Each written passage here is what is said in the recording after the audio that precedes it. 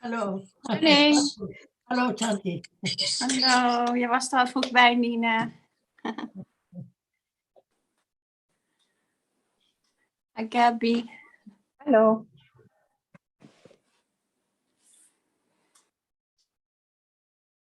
Do you have some points, Chanti? Yes, always. Good. You have good questions. Well, It's good for everybody, you know. it's only where I get stuck, I guess. Yeah, but it's good because many people get stuck at the same points. So it's always That's good fair. to discuss. Any point, I think, is very good. It's so interesting because I was planning to read a lot of things, and then after this Saturday discussion, I'm the whole week on 10 minutes of the discussion, for example. Just one bit of it, one part of it to sort it out. Yes.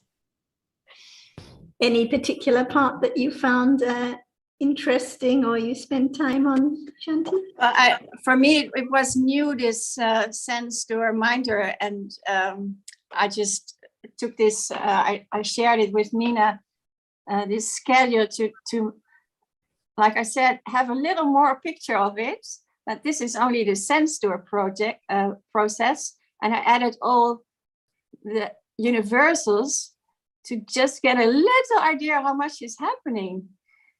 Like 7 universals for just one chitta, and there's not even seeing happening, it's only there happening, and then it's gone again, to get this idea. But what I now don't understand, because I tend to magnify things, is that if for the me, the concept me, there's only one dot being, for example, seeing in this moment, this is also true for all the other living beings, although I cannot see them. So to get this in my head, how does that work? Because it's not so that one dot, I assume, is the only thing in the whole world and all realms. It's just for me one dot, but it's also one dot for you. So what about if in this moment I'm looking at Nina and seeing Nina, and Nina is seeing me? Then I must be, although I cannot directly see the chitta of Nina, there is a chitta of Nina. Do you know what I mean? But we can think about it only, thinking.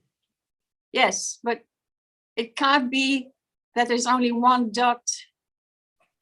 One dot. And One all dot in at a time. Yeah, for That's me. seen. That is seen, one dot.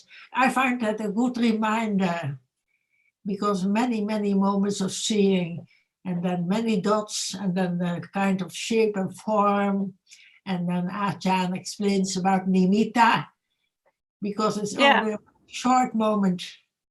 But in reality, then there must be many dots, although for me only one, but for every living being, one dot at a time. We think it's for me and for the other and for this and that living being, but of course, in truth, at the moment of seeing, it's just seeing. It's not for me or my seeing. So when there's the understanding of the characteristic of seeing, it is the nature of seeing, no matter we refer to it as Nina seeing or the ant seeing or the elephant seeing, but actually it's just seeing. So by understanding the nature of realities, then this is how the question gets answered, because seeing is just seeing regardless. So what can be understood is the seeing that appears or is experienced now. And when it's clear that it is just seeing, that's how it is for anyone, anything, anytime, past, future, present. It's just the reality of seeing that sees. Yeah, but for example, when this Nimitta Shanti dies with the, I think, Kuti Chitta, then, yeah, the other, I don't know how to call them now, realities go on. So they are there. The series of chittas arise and fall and continue on just like now. So just like now, the seeing consciousness arises and dies and falls away, and it's followed by the next chitta. And it's exactly the same at the end of what we refer to conventionally as death. The last chitta is followed by another chitta. So there is a stream of consciousness, one chitta following the other. But in truth, life is just only ever one moment of experiencing, no one there at all. Just seeing which arises, sees its object, falls away, followed by the next chittas. And when you say the reality is that other jittas are arising at the same time, well, it depends on your definition of reality, because the other jittas that are arising at the same time cannot be directly known. So yes, in a way, it's an assumption. Yes. Because you are talking about, I see someone moving, it means they are alive, it means there must be jitta. But if we talk about reality in the absolute sense of what can be directly experienced, it's only what is appearing to awareness and understanding at the present moment. Yes. Yes, I understand that, but I'm spacing out a little bit. That's why maybe it is important, because it becomes a kind of a horror movie if I imagine if you overthink it. Yes, that there's not even two realities, although there's an ultimate reality and a conventional reality. And when we say, yes, but if we're talking in dots, rupas, or when you say, yes, I know what you mean. I'm trying to find a way to talk about ultimate realities, like how many nama rupas are there in reality? I think it's better to think of it in terms of what can be directly known at the present moment. That's the term in which the Buddha that's where I'm getting stuck, because I understand that for me, only one dot, it helps dot, can be known. But I get stuck how this is now for Sarah and Nina and Gabby and Jonathan at this moment. Why would you need to think about that if we are talking about what can be directly known at the present moment? Understanding cannot understand something that is not appearing to be known. So if we're talking about the development of understanding that sees the true nature of realities, then it must be what is appearing at the present moment and not what is happening at large in the world. But that means that it's even worse than I thought. Worse in what sense? There's really nothing even.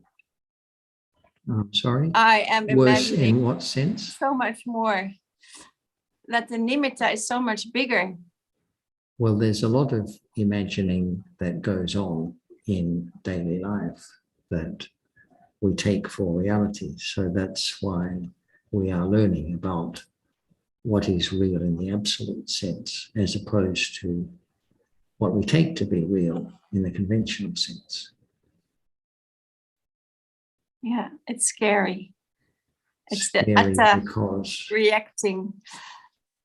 Well, it's the letting go. Yeah. Well, different moments, because if there is a better understanding of the way things are in reality, that shouldn't be something that is scary. When we've had time to think about it and absorb it, it may sound a bit scary initially when one begins to appreciate what is being said, but there's no reason, because nothing is changing, just because one has a better understanding of what is real and what is thought about only. Yes. That's somehow I had a little story that if for me I was all right with anatta, but I wasn't all right for the rest of you, and the Buddha, there must be something for this little dot to grasp. I guess I'm taking so much time, but yeah, thank you. Good morning, everyone. Sawadika.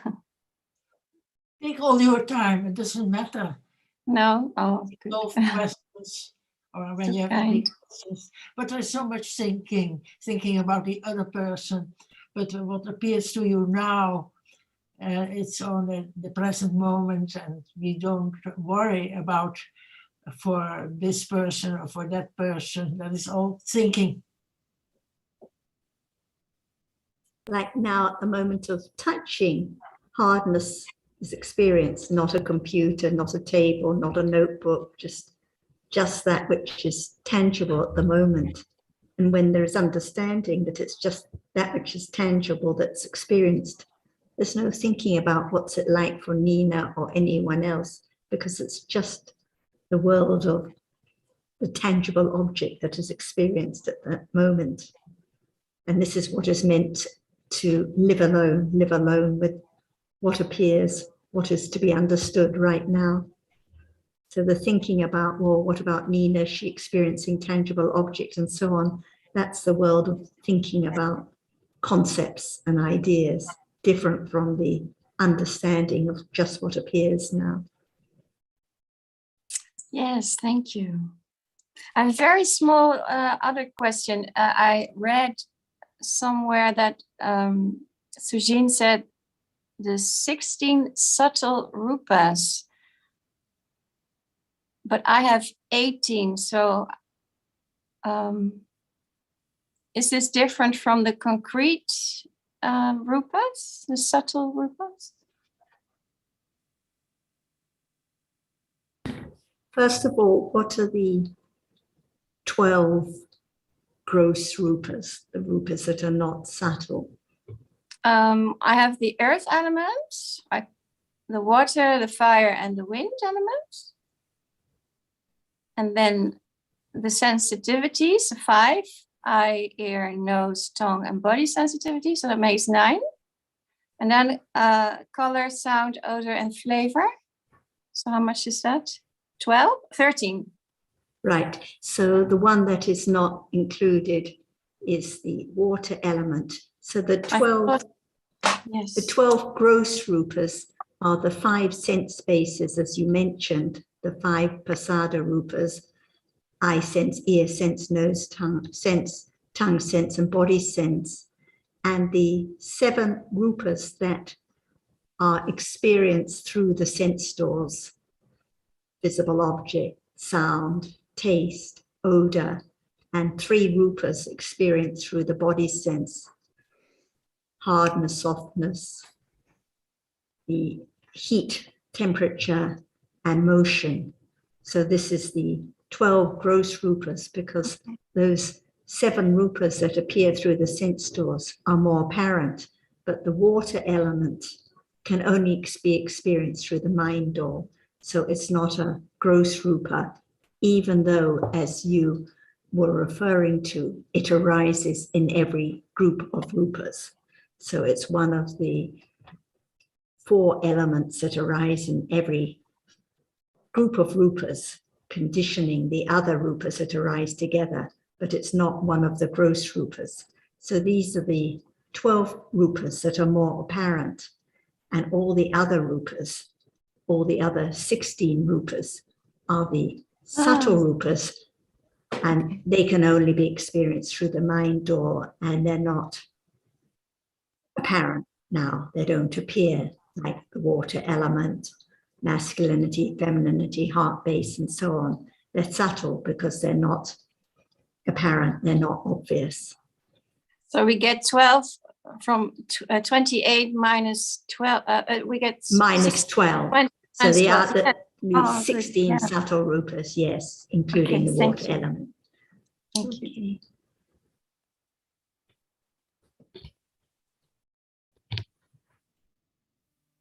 So, Dika Ajan, are you here today?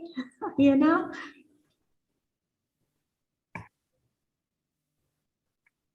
We can't hear you, Ajan.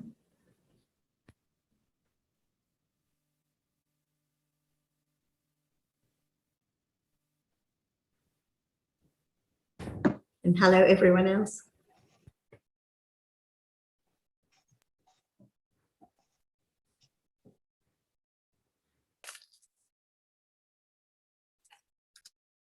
Well, hello, Sarah. Hello. Hello. Hi, Tada. Hi, Dilution. Hello.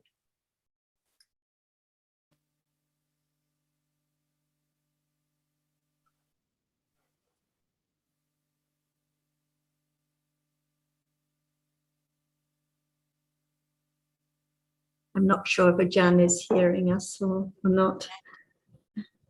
Perhaps there was some technical problem.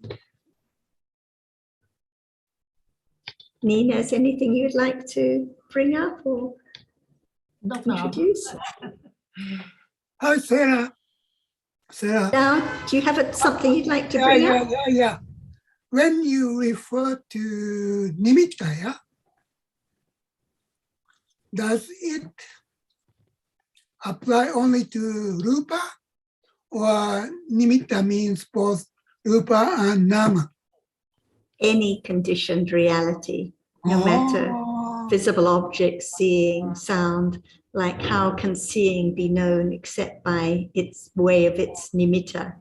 Because the seeing arises in the sense door, in the eye sense doorway, but its characteristic can only be known through the mind door. It can't be known when it arises. So it's always by way of its nimitta. And it's not one seeing, but countless seeings which arise and fall away in so rapidly. So it's the nimitta of seeing which is experienced, which is known. Even when we're talking about the very clear understanding in Vipassana Jnana, it's always by way of its nimitta. So every nama is associated with nimitta. Every conditioned reality has its nimitta. Also, concepts. Sometimes I think it's concept too, but I get confused about nimitta.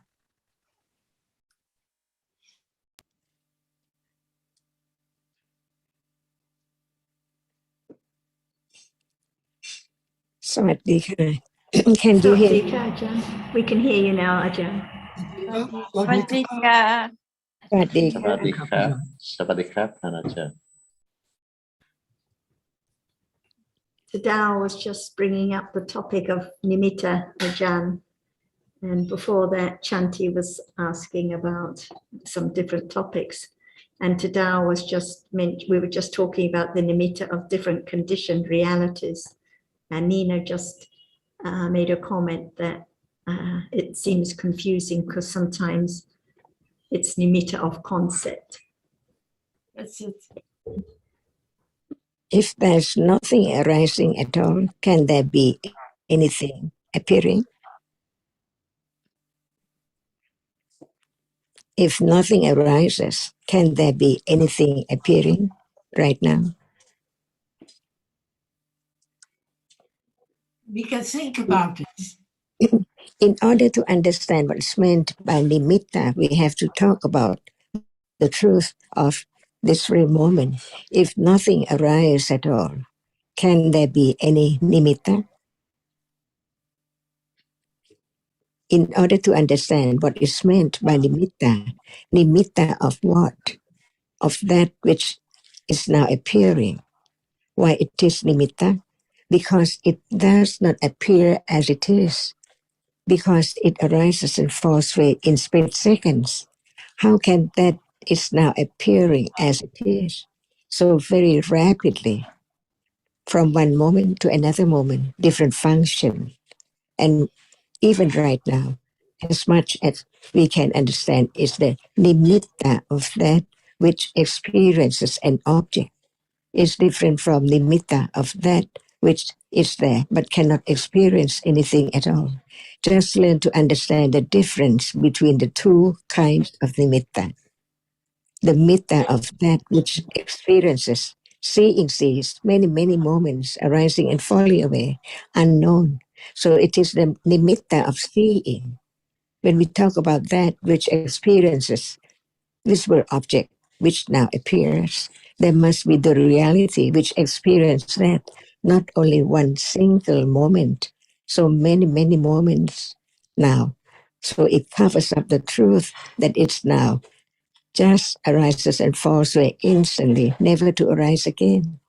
What appears is only the succession of the many experiencing different kind of citta, but what appears is only seeing. The citta which rises before seeing does not appear. The citta which follows the seeing does not appear.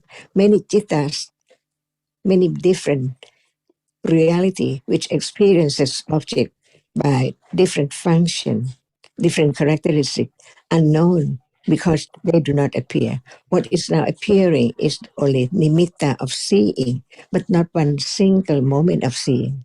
That's why the truth is that whatever is conditioned to arise falls away instantly. That's why Buddha have come from eons and eons accumulation of ignorance to realize the truth of this very moment, that the truth is that seeing is one single moment and there are many moments of that which can experience object as we call it citta, but they do not appear at all in life. What appears is only seeing, hearing, smelling, tasting, touching. So this is nimitta of that which can experience an object.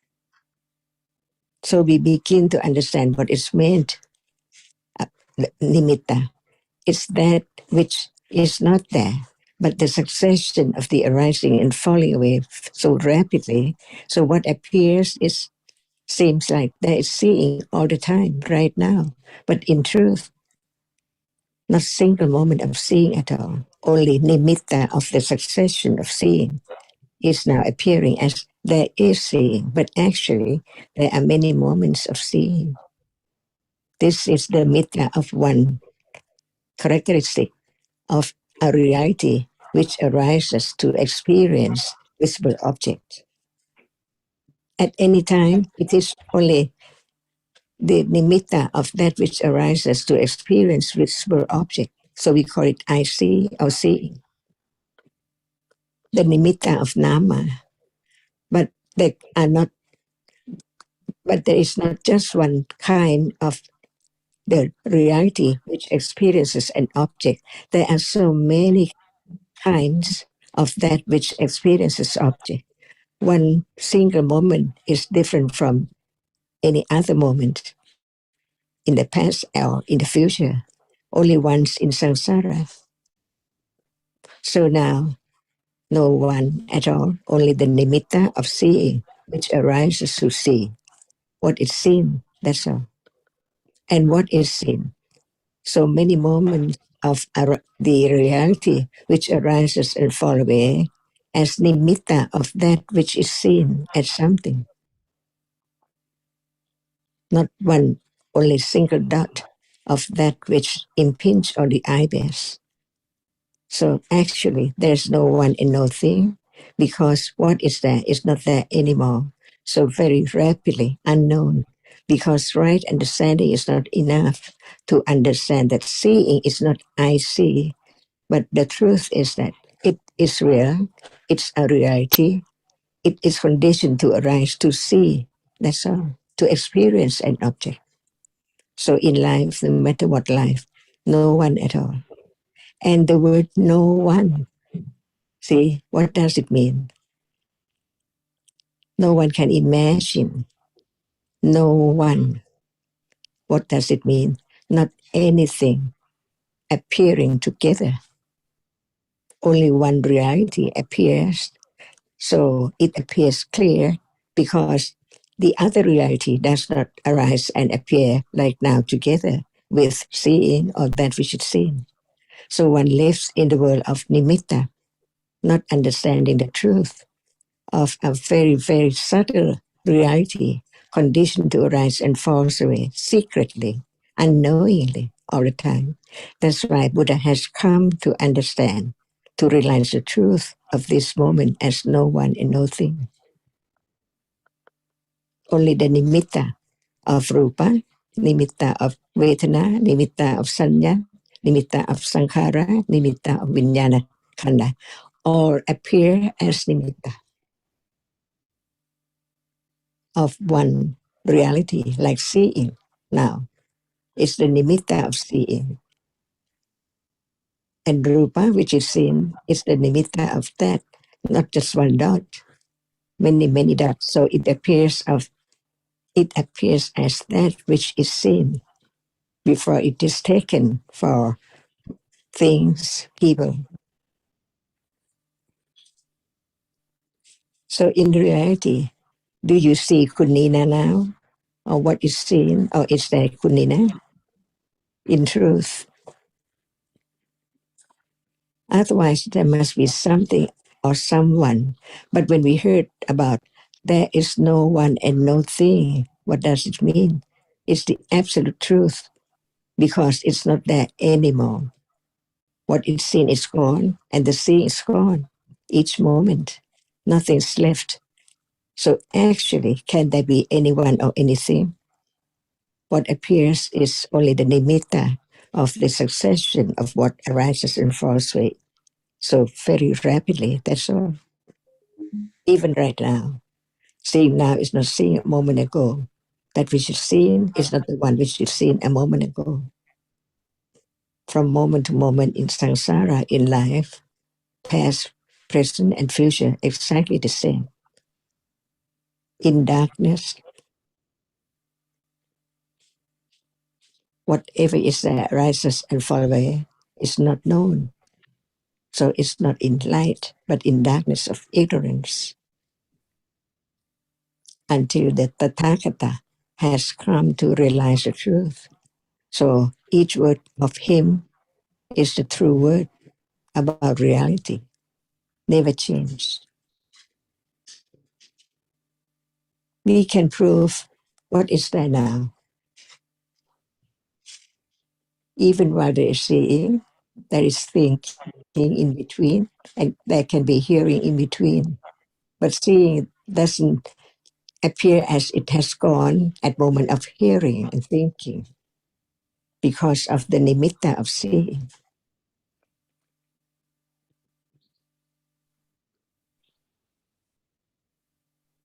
Is that not true?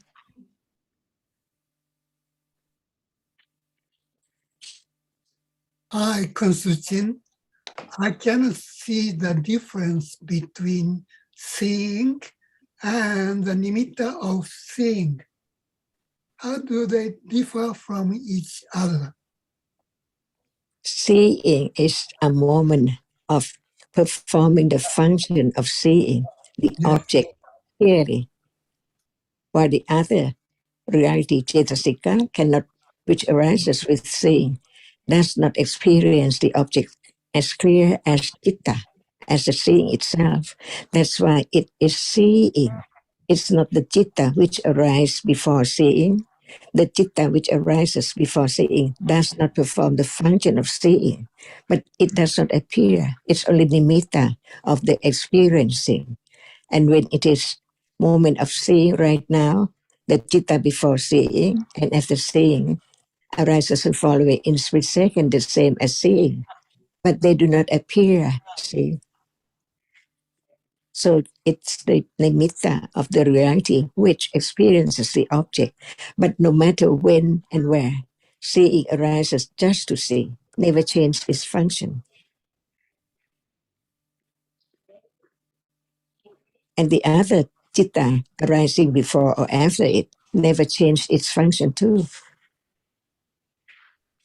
Each moment, each reality is conditioned just to arise as different characteristic and different function, and then gone, never to return. But what appears is only nimitta. And when we talk about the reality which experiences an object, now seeing sees, it experiences visible object that can be known now. But there cannot be just one single moment of seeing. There must be other moment to condition seeing to arise. Without the Panchattavara Vachana, the adverting consciousness to the Rupa, which impinge on the eye base, seeing cannot arise. But it's not moment at moment of which adverting to the object. It sees after the adverting consciousness has fallen away.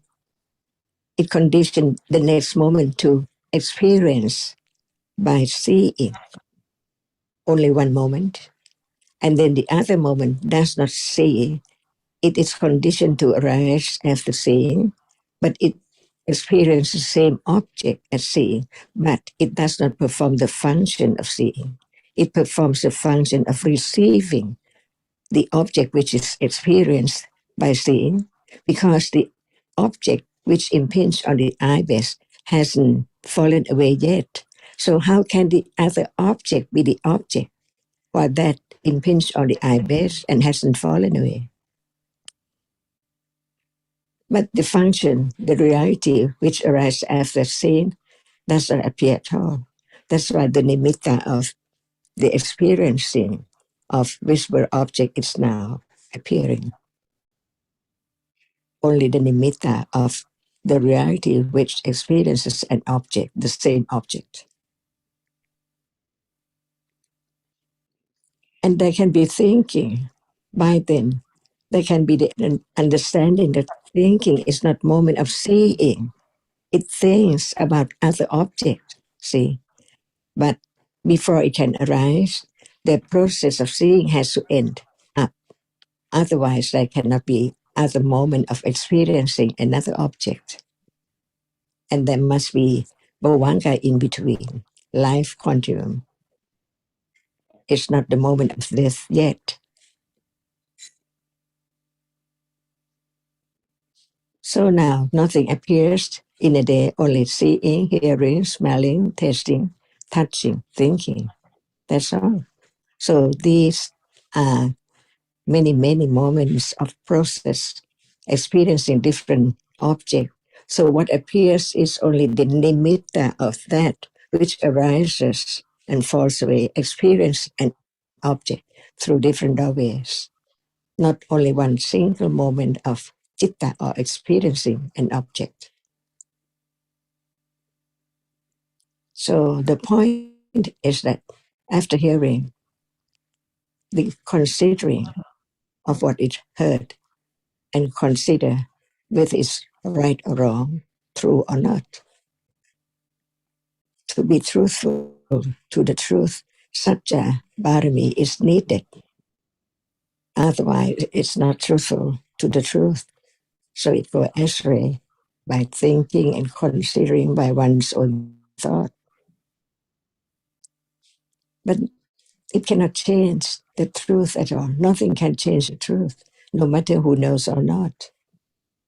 The moment of thinking is not the moment of seeing. But since they arise in succession so very rapidly, it does not show up as this is not seeing, it's only thinking, because it's the nimitta of that which can experience an object. So the object is different, but the characteristic which can experience the object is the same, but with different characteristic of citta.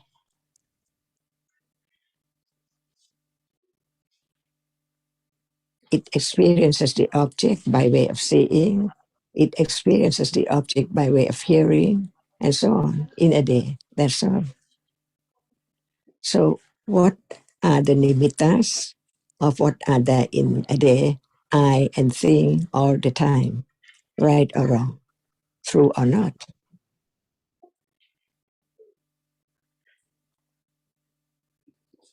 If there's no understanding of the truth, one just lives in ignorance and nimitta, taking that which appears as permanent until the changing happenings, different ways of life in a day, accident of soul, and different things. But who knows that it changes each moment by conditions. The conditions condition the arising. As soon as it has arisen, it falls away. The end of conditions. Just condition to arise. That's all. And then it has to fall away.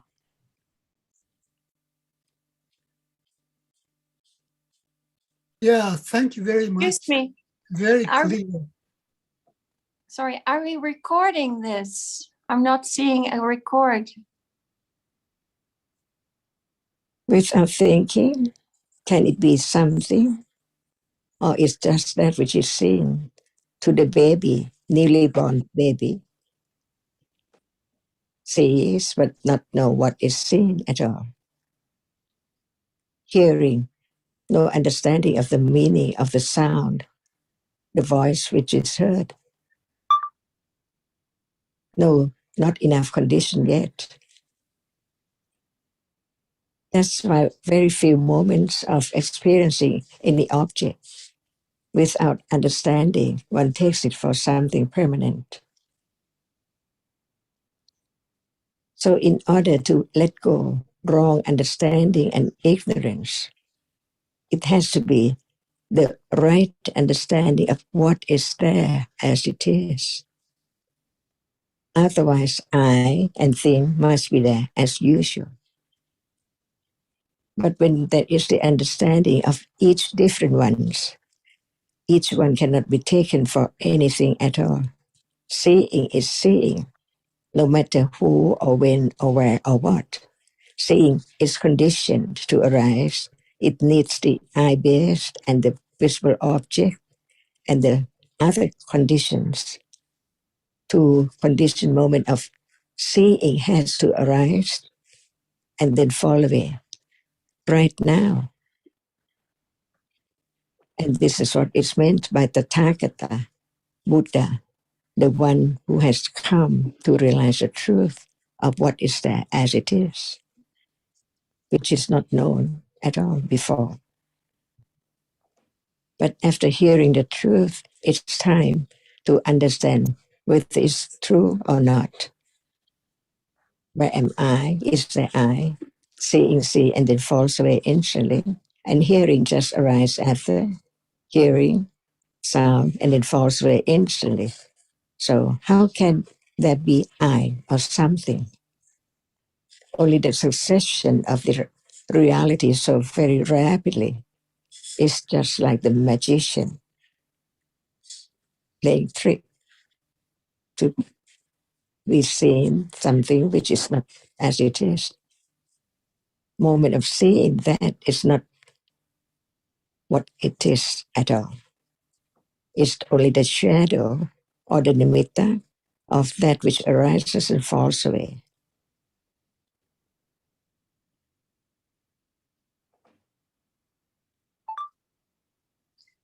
Could I just ask Sujin, please, because I'm scared at this moment of the truth coming Yes. through. I mean, it's asked you, is caring or the scared at that moment real? No? No, it's there already, but it's not real. At moment when it's there, it's real.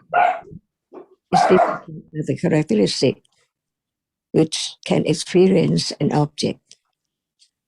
So whatever is there is real, but it's not known as it is a reality, not me who scares.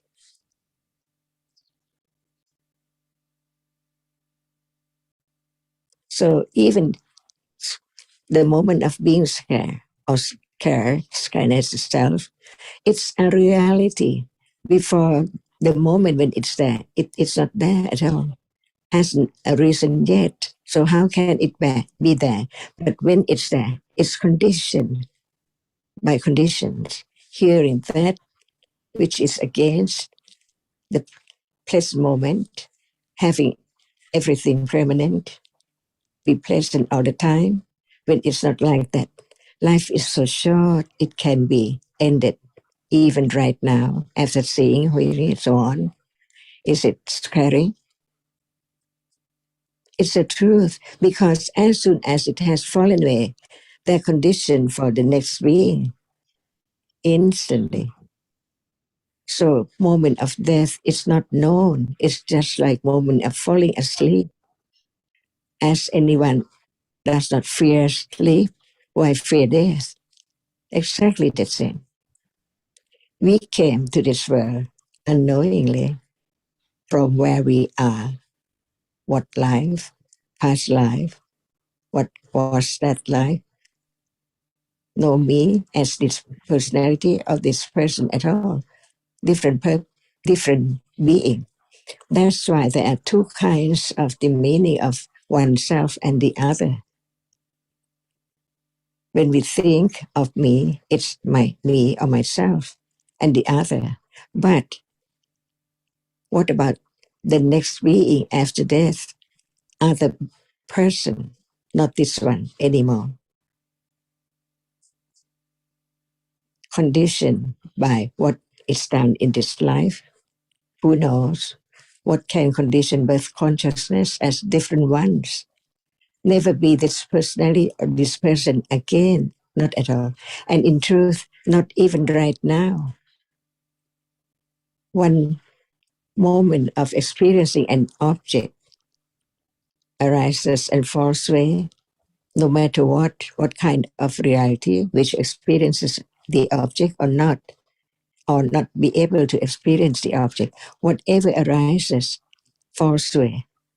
No matter it is the moment of death, fall away, and then birth again, and then fall away again. Again and again and again, by conditions.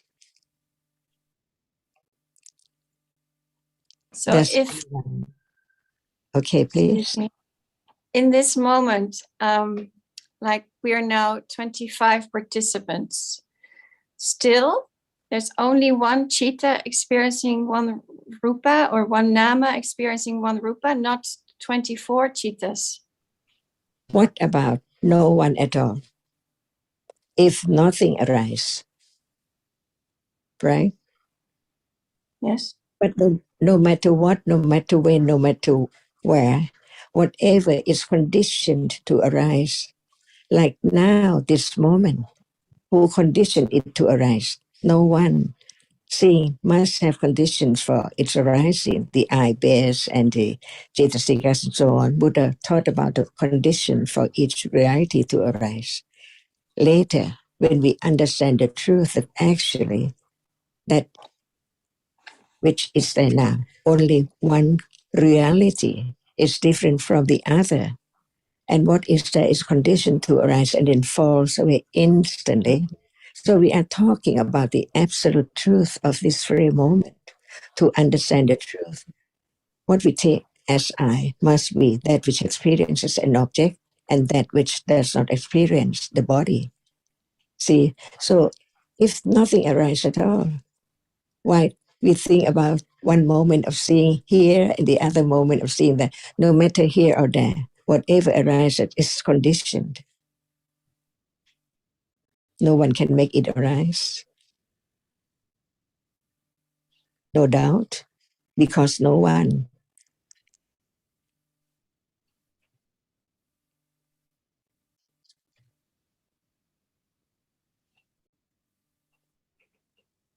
It is still scary, but yes, thank you. Scary. Why? It's the truth. And it is the way it is, no matter you are scared or not. Even a person, anyone who is not scared, or I don't know, does or is scared. Actually, it's gone at moment of experiencing pleasant object. Is it scary? And what about the moment experiences the unpleasant object? Is it scary? Why not? It's the truth. Different moment. But when taking it from me or mine, it is scary to have it gone. Never belong to us, to me again. It's scary to lose everything. But now it's like that, unknown.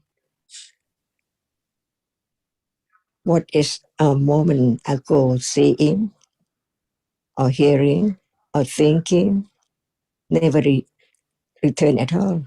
Is it scary? It is not scary as long as the next object or next thing appearing covers up the truth of that which one takes it so very scary. Not to be scared anymore because of clinging to the next one. There's something, even that is not the same as just the moment before, but there is another thing all the time. No tiredness of just arising and falling away, and experience sometimes pleasant and sometimes unpleasant, uncontrollable, and the end, the death comes, and the next person is there after this person is not there anymore, on and on and on and on, endlessly. And when there is the idea of self, it's not scary.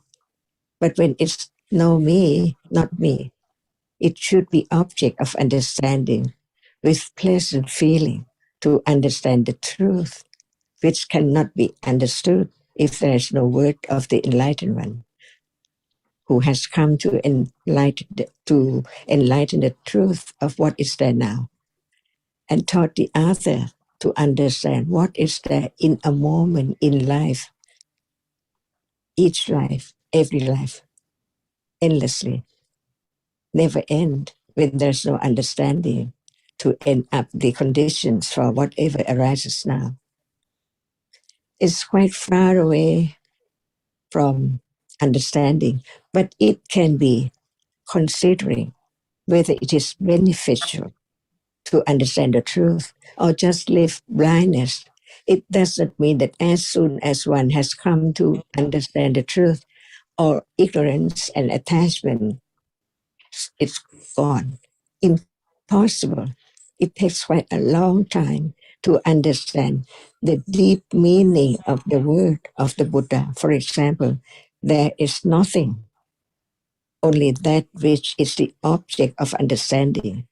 And what is meant by it appears clear because there is no other thing at all. What does it mean? Even in life, it can be such moment to experience just one object, but no understanding. So I is that, experience that, but actually it's gone unknowingly. What is left is only the idea of I experience that. But in truth, no I. It's only the reality which arises to experience. And as soon as it has experienced, it's gone, never to return at all. This can be known in daily life. What about in the morning? What were there experienced? Where were they now? See, and just a moment ago is exactly the same as what were there in the morning. Not more again. It just show up and then gone. But it appears as not it is. It appears as something, as the nimitta of that which is permanent. Not understanding what is covered up. The truth of that arises and falls away in split seconds. It's not known. So what it appears is only the nimitta, the shape and form of what is known as something. Not as, it's not there. It's not the same. Because the arising and falling away does not show up as it is. That's why life, what we are living now, experiencing many things, but not as it is. So reality does not appear clear. If it appears clear, it appears to right understanding only. And that is the meaning of clear or clearness, or it appears clearly. So now we just live in the world of nimitta, thinking. What is the object right now does not appear as it is, as not permanent at all, from moment to moment. And this is the truth, the absolute truth. And when it's the very moment, how strong, right understanding is there, not to be scared anymore. Because it's not me, it's not anything, it's only reality, like any day.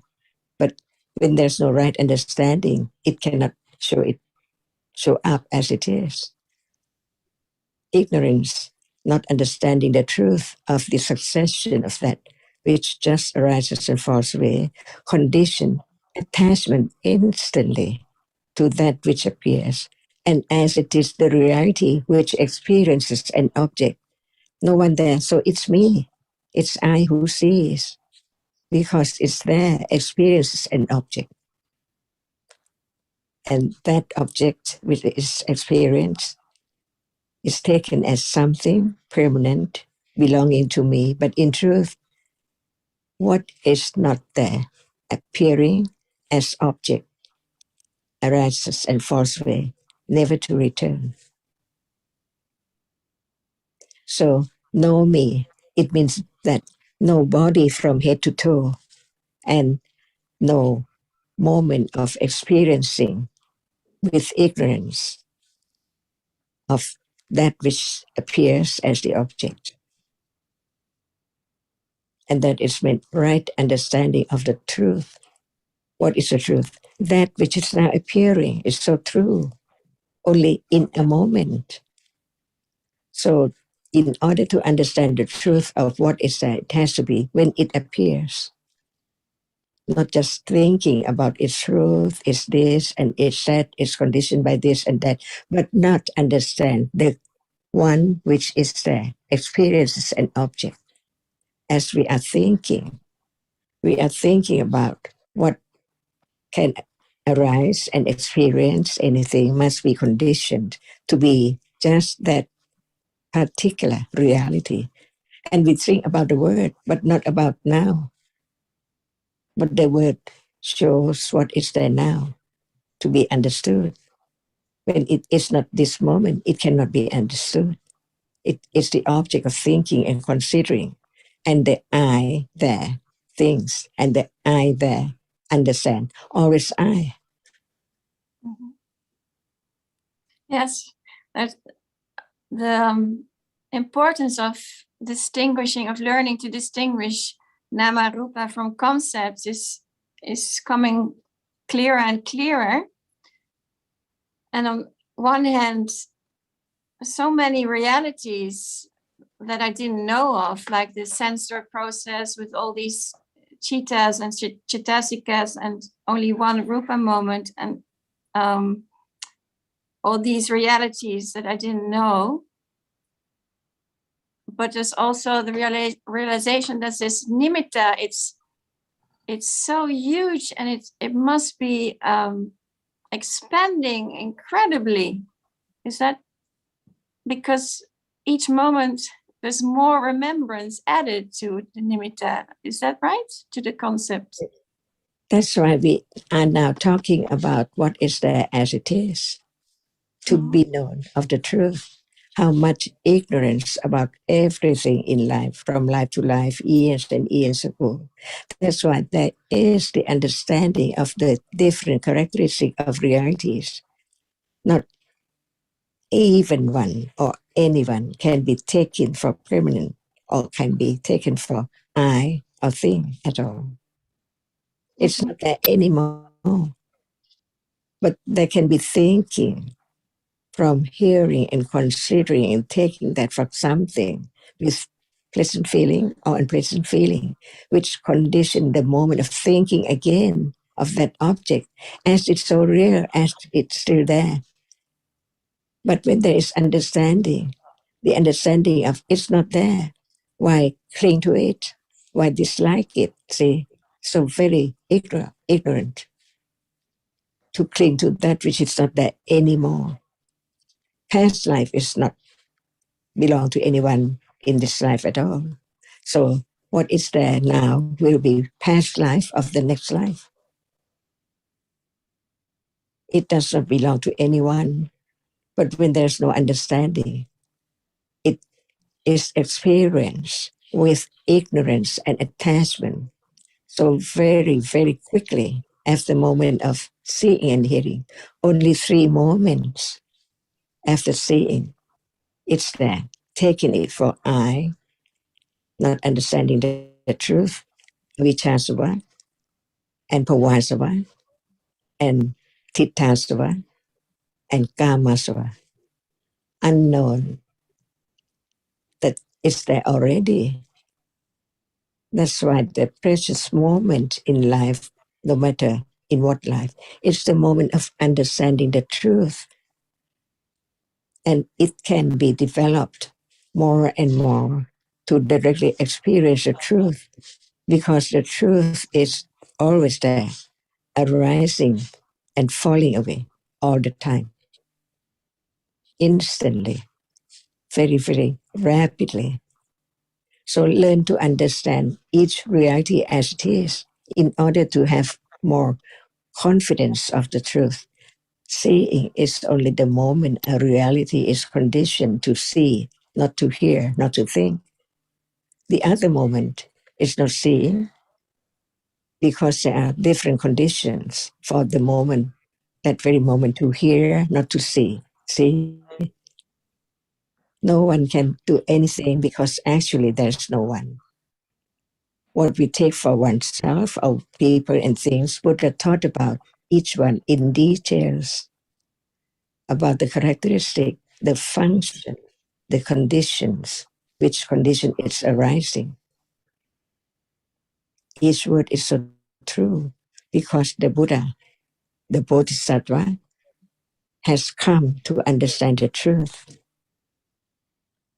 But even that, the Buddha and the teachings of the Buddha at this moment is a nimitta. Right? Because can one reality or one moment of citta be directly experienced? When we learn about the process of citta is conditioned to arise in succession in a process, it cannot be changed because it's the absolute truth. Each moment has its proper conditions for its arising. Sampatichana, which arises after seeing, does not see. So it cannot be seen in consciousness, but it has to receive the object after seeing has seen, but it does not see because it performs the function of receiving, experiencing, sharing the same object which is there, hasn't fallen away yet. So it's impossible for the other object to be object of sampatichana. See, in details he shows the truth of everything, because it's not easy to let go the idea of self as long as there is not enough understanding and parami. That's why there must be confidence of the truth, satya parami. The truth now cannot be changed because seeing is not hearing. And while we are talking, there's thinking and hearing too, and sound too, and seeing too, and that which is seen too. This is like magic, magician. Can you play magic? See, but the citta is there, performing the function so very quickly. That's why it's just like a magician. What is there is not known as it is until Panya is there. Learning to understand, the direct understanding of what is there now It's different from moment of listening and understanding and beginning to understand that what is there cannot be taken for anything itself or thing at all. Visible object impinge on the eye base. So what is the object of seeing? It has to be only that visible object which impinge on the eye base. That's why seeing cannot see what is there behind, but it has to be now, in front, impinged on the eye base only, and then gone. Because at the moment hears, at the moment thinks, see? And this is life. No one can change the way it is. That's why only a single reality cannot be directly experienced. But since there are so many, many processes all day, all life to be known, so it's the same no matter when. Seeing is just seeing. Hearing is hearing. The reality which experiences has to arise and experience only. It cannot be anything else. The visible object cannot see, but a reality is there conditioned because it has the eye base and that which can impinge on it, conditioned moment of a reality to arise to experience that object. That's all. Even right now, who can change? No one can do anything because actually, in truth, no one. This has to be firmly kept in succession of accumulation, right understanding each word, no one at all. Otherwise, one study the teachings by way of I am studying, I learn, I know, I understand. But when there is the understanding of actually, in truth, absolute truth, there is no one at all. And when that is implanted firmly and firmly enough, it can let go, no matter there is the moment of experiences what the object which is seen or heard or touched or smelled or tasted. There must be the reality which arises to experience all the time from birth to death, unknown. What is known is only the object that reality experienced. No thought about the reality which now experiences. Otherwise, that object cannot be experienced, so it cannot appear. And this is life, in any life. No one, only conditioned realities roll on very rapidly by conditions and ends up in one life and then continue again. Succeeding from this life. Different person, different characteristic, but what has been experienced, kusala, wholesome or unwholesome, right understanding or ignorance are accumulated on and on and on.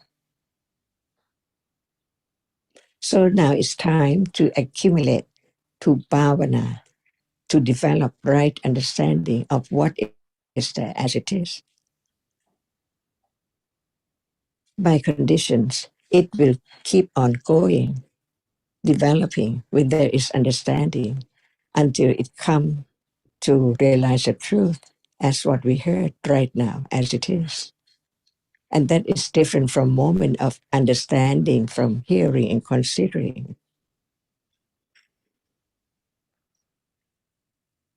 By conditions, When we there has to be a lot of letting go before Panya can develop again a little. when it's not panya, what let go?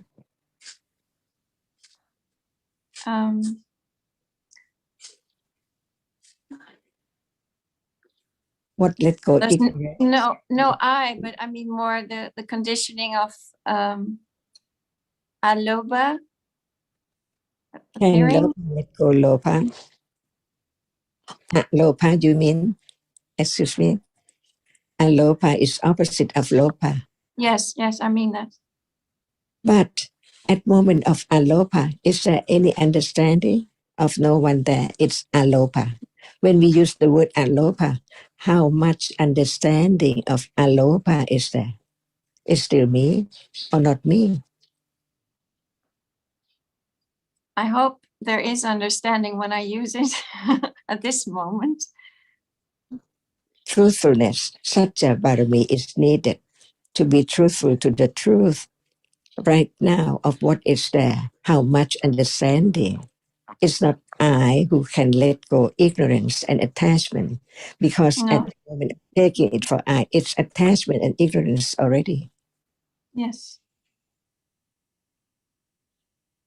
So Chanti, it's not letting go in order for Panya to develop from the very beginning. It has to be Panya that lets go. And when you say it's so scary, but isn't it a relief to know, to understand that whatever has gone, everything that seems so important is of no importance at all, because it's all gone. And all the things we fret about or worry about in the future, none of it. It's just a fantasy, just an idea. And what is real now, the seeing now, the thinking now, it's conditioned, not I that has to do anything, not I that has to let go, not I that has to go to a special place or a special time, because what arises is conditioned, and understanding can be right now, at this moment, no matter here or in the forest or in the hospital, healthy, sick, rich, poor. It's just the understanding of what appears, the reality at this moment that is to be now. So this is actually the removal of the huge burden of self, the idea that I can do something. So when Panya develops, it's the opposite of scary, because it understands no I to do anything at all. Just Panya, which understands what appears at this moment. No concern about, well, what's it like for this person or that person, because it is the understanding of the truth of life as it is at this moment. Many So- times it is a relief. And somehow there has been a lot of unseen clinging, that there's, well, it was a relief that there's no I, but it wasn't a relief that there's no you, or no teachings, or no Buddha, or no Sujin. So Because it's just a it's story again still- of I. Yeah, it's still the story of I. Yeah. When there's the idea of I, there's the idea Yes. of you and I can see Sujin that. and the others and this thing and that person and this being. So it's the clinging which leads to the scariness Yes. and the disappointment and the worry and all the other problems in life. Without any clinging or ignorance, no problem at all. Because On the one moment hand, of- I try to explain that there's the clinging, which is scary, and there's the relief, but also the amazement at the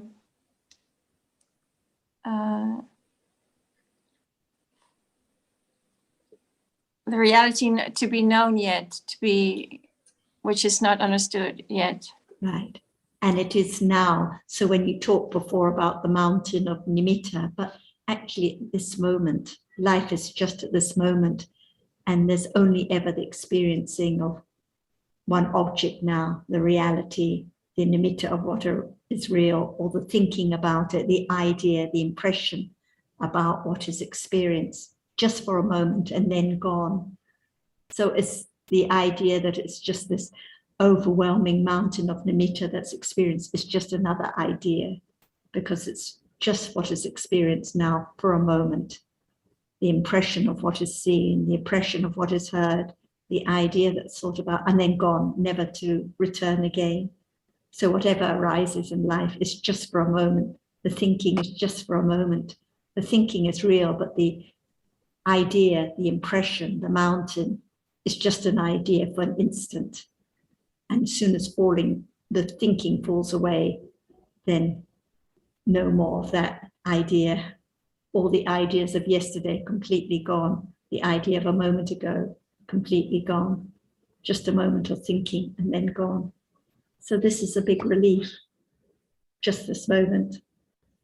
Nothing to be scared about at all, because Panya does its work, it lets go. No one has to make it arise. No one has to try to have Panya, because that's useless. And Jyotika or Mark, I wonder if any of what Chanti is saying rings true for you, because I think you also found it very confusing, perhaps, when you first heard about realities. But I think you're more comfortable with that understanding now. Is that right?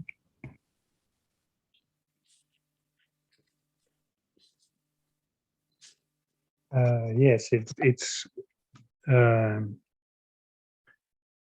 I'm comfortable with the understanding, and I can see the difference between believing the story and seeing the absolute realities. I can see the difference. That's it's good that you can appreciate that distinction.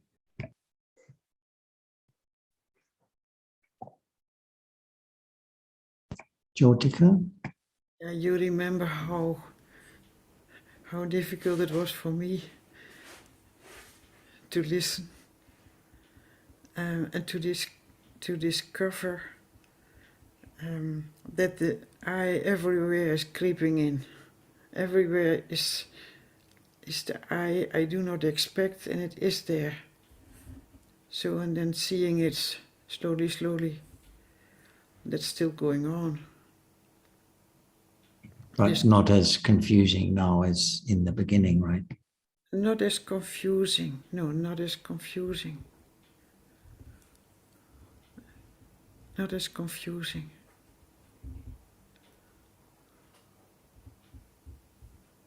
It helps when one has had time to reflect on it a bit. So I say this for Shanti, that Yeah. hearing about these things for the first time, because it's so much in contradiction, or it contradicts so much with how we've always thought about things. That is the scary part of it, but there's nothing intrinsically scary about it. So it's just the novelty of it, I think, and the radicalness of it that is difficult to comprehend or to accept in the first place.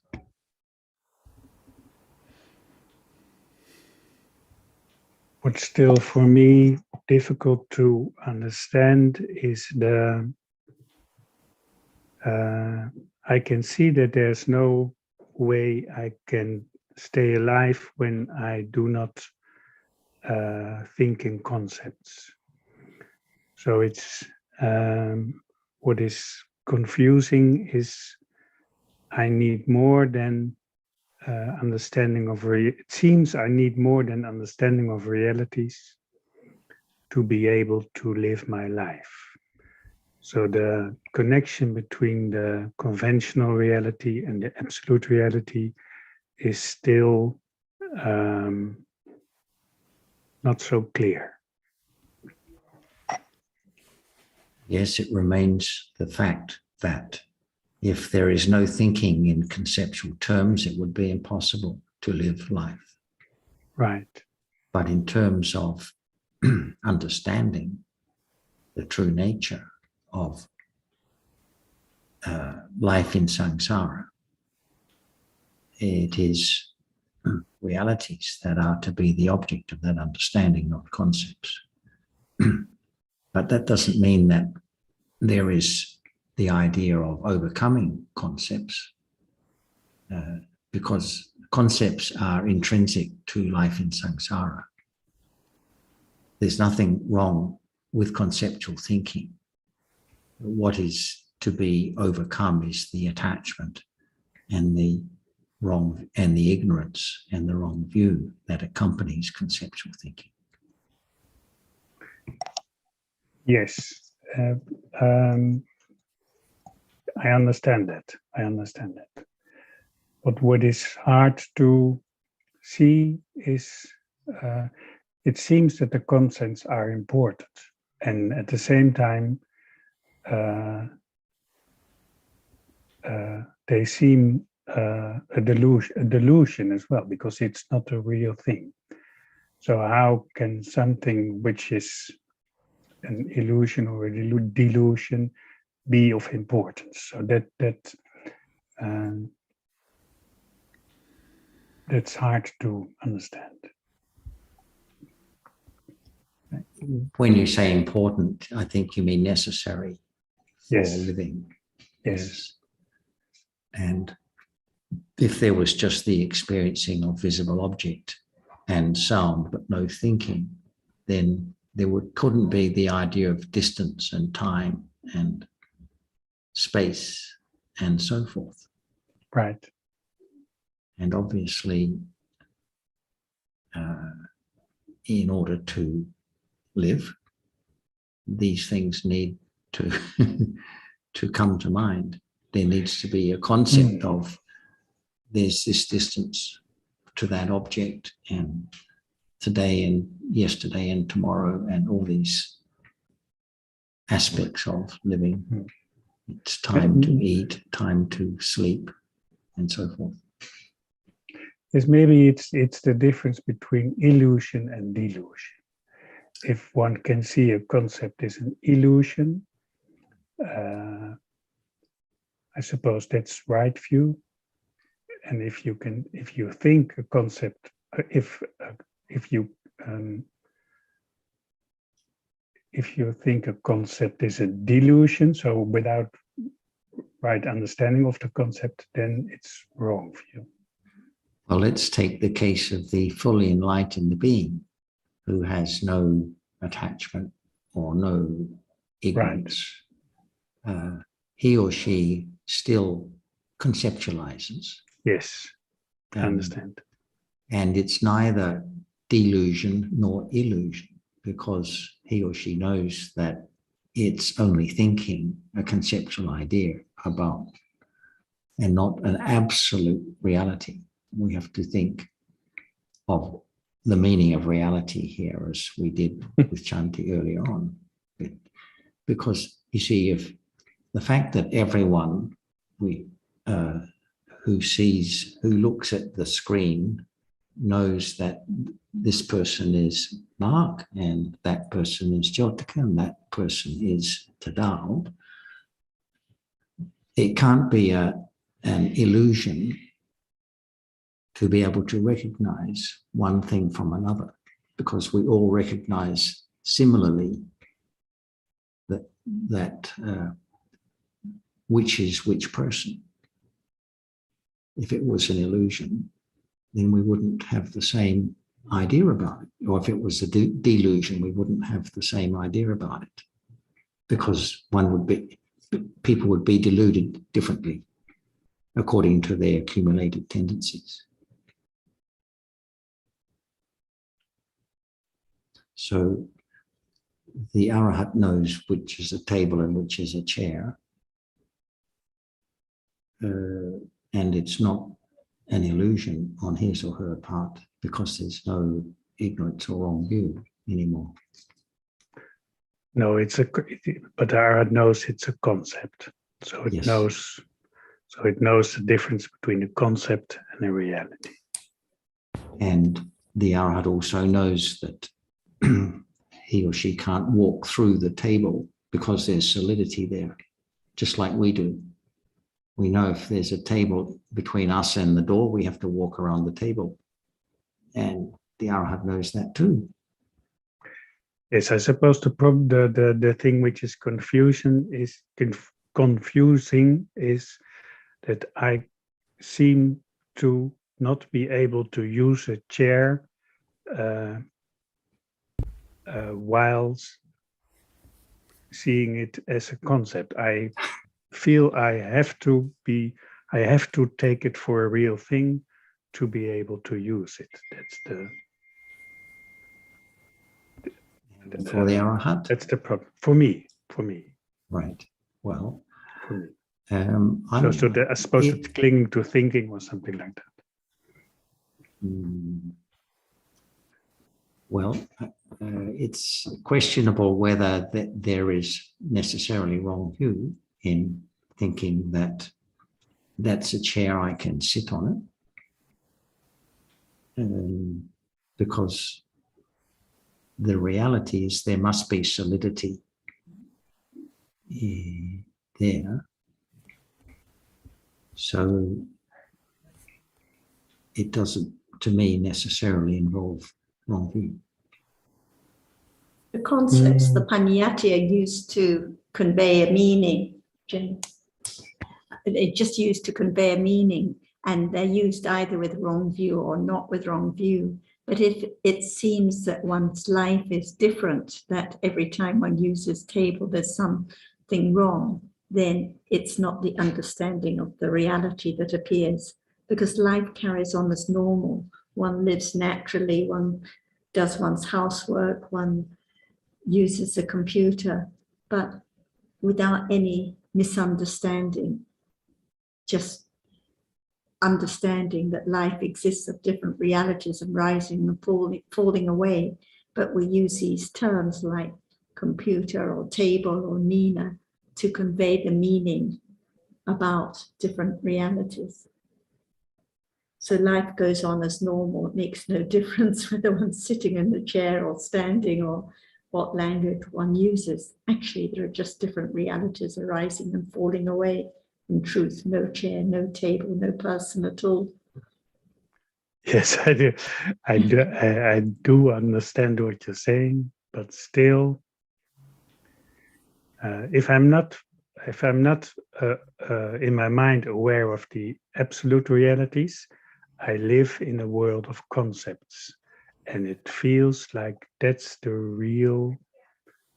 It feels like that's the absolute reality.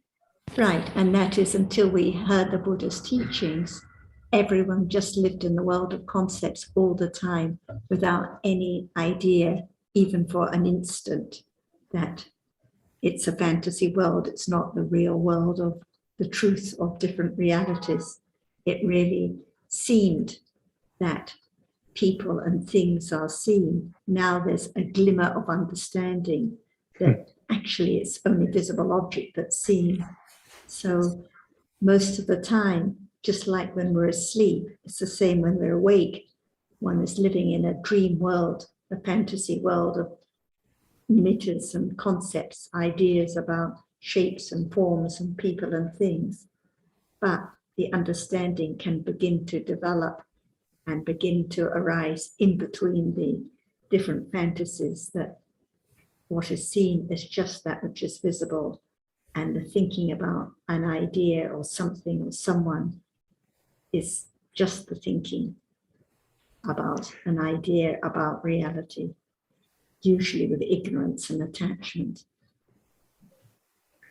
Yes, and the thing which also, if we talk about visible object, it seems, and I'm looking at, for instance, my hand, the idea of hand is so much stronger than the idea of visible object. So the reality appears as a conventional reality almost all the time. Right. And so this is the beginning. That's confusing.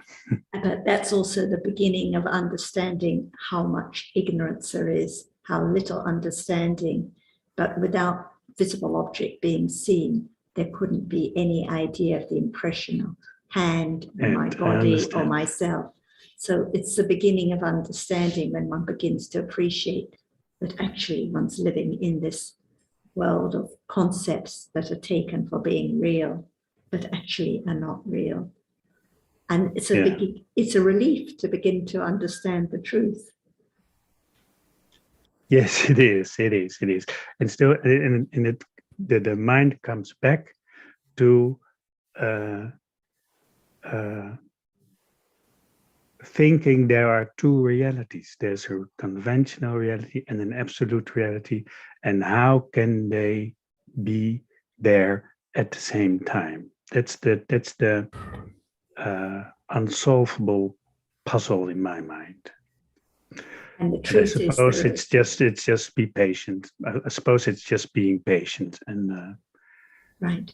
And different moments, different citas, so moment of seeing what Right. is visible, and then Right. many moments of thinking about the color, the hand, the body, different moments. So life carries on, but only the reality arises and falls away. Yeah. And Mark, there isn't Yes. really two realities. There's only one, the absolute reality. However, I know. Yes, I know. the concepts are there because there are absolute realities there too. Yes. Like what John was saying about the table and chair, and the Arahat knows that he can't see through a chair. But that's because there's hardness there and there's color there and so on. There's Right. absolute realities. So they are the only real realities. Yeah. The concepts are just naturally there. That's what the mind does. It forms concepts continually. Nothing strange about that. Nothing wrong with that. But as everyone's been saying, and you've been saying too, it's understanding the difference between concept and reality, and that's the key there. Yes, I understand, and I sort of understand. There's a glimmer of understanding, as Sarah says. And I also think that the degree of understanding is so different between us and the enlightened ones. So we cannot imagine how it is. The way things appear to us is totally different from the way they appear to the enlightened ones. Yes, I think that's true, Tom. And so for Mark, we shouldn't be too worried about the fact that the hand is always there as a hand and not as visible object, because that's expecting it's not necessarily ever going to be the way you're describing it, because we can only conjecture about what it's like to have that highly developed understanding, and better not to think about how it would be for the Arahat if he or she was looking at the hand. So just take it as it is now and be grateful for little bits of glimmers of understanding about the different realities that are appearing at the present moment. And the expectation and trying to understand and trying to get it clear hinders the development of those glimmers of understanding developing naturally. Yes, I can see that. Mark, part of the understanding is the development of ubeka, where there is, I wouldn't use the word indifference, but equanimity towards these concepts. And so that's basically what it is. In other words, we're not rejecting concepts because we have to live with them every day. But what we are saying is that understanding eliminates the attachment gradually to these things, such as my computer, the whatever, cell phones, houses, people, jewelry, stuff. That's basically what it is. But even the Buddha had to live with concepts. He without having concepts, he could not teach the Dhamma. Because listening to a language and understanding the words is part of the concept of hearing. So that's the way of concept of sound. So that's the way it is. We have to live with the world of concepts, but we understand it, and the object is there's reduction of attachment to it. Yes, I think it was Sarah who said what's a bit of what's the hindrance in my mind is the impatience of wanting to understand it now, and that's a hindrance for understanding, I think. The idea that I can somehow speed it up by thinking in a certain way or doing something. So that's the real hindrance, the clinging, the expectation, and the trying to speed it up. Yeah. So it takes a lot of patience to develop understanding. There has to be the parami of perfection of patience developing with understanding. The patience is really important. Yes. Kunsu Ken, what were you going to say? You were going to say something a moment ago.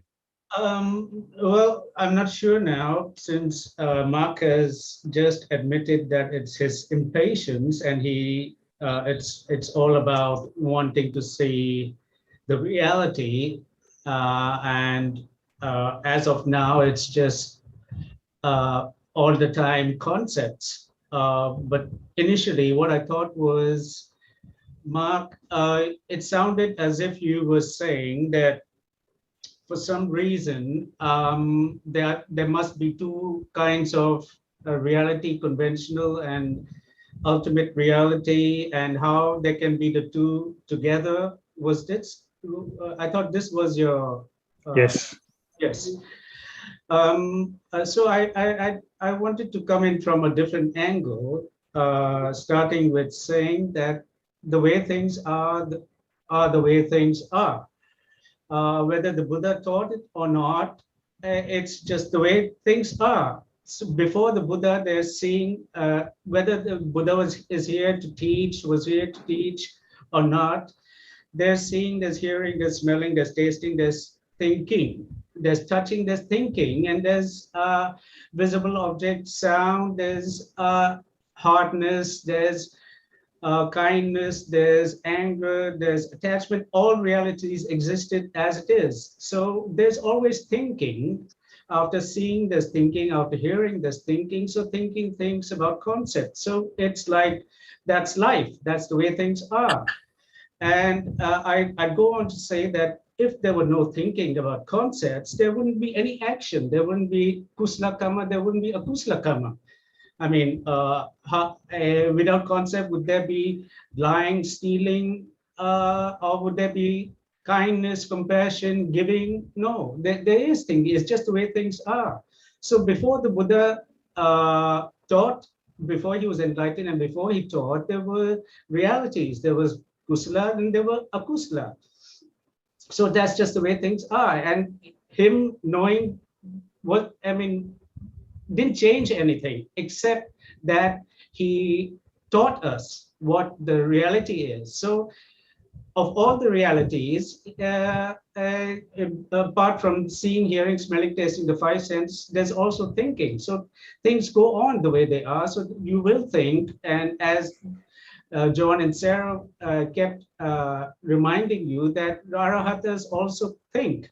So it's natural because that's the way things are. The Arahatas would also think. Without thinking, without concept, there wouldn't be Buddha's teachings, and you wouldn't be sitting here hearing them. So that's natural. We're not supposed to change anything. Nothing changes. The difference is that we begin to understand the way things are. And we begin to understand that, in fact, what we used to take for wholes, what we used to take for people and things and continuous, is in fact just one reality through one doorway at a time. Yes, I understand. Yes, but what comes to mind is that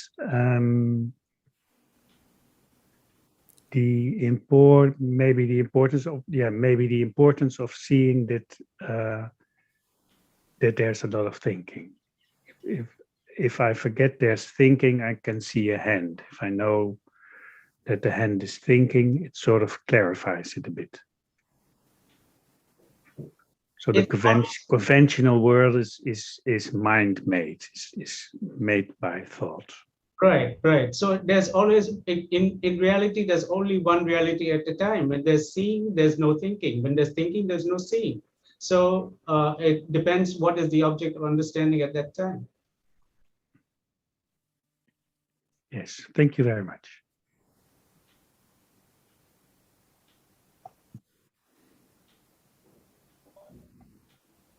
Someone just say something about the confidence then needed to let the truth come in. So the confidence develops with the understanding, just like the patience develops with the understanding. Without understanding of what is true now, there cannot be any confidence that what is right, what is correct. For example, when we say that it's only a visible object that's seen, if there's no beginning of understanding that that is the truth, how can there be any confidence? So the confidence develops with the understanding. And I was going to say to Mark also, I think last week we were talking about sanya. Without sanya, there wouldn't be thinking about any idea or name or person. So we see that all the thinking about ideas comes back to the experience of different realities and the remembering and marking the sanya arising at conditions of thinking about this person or that person.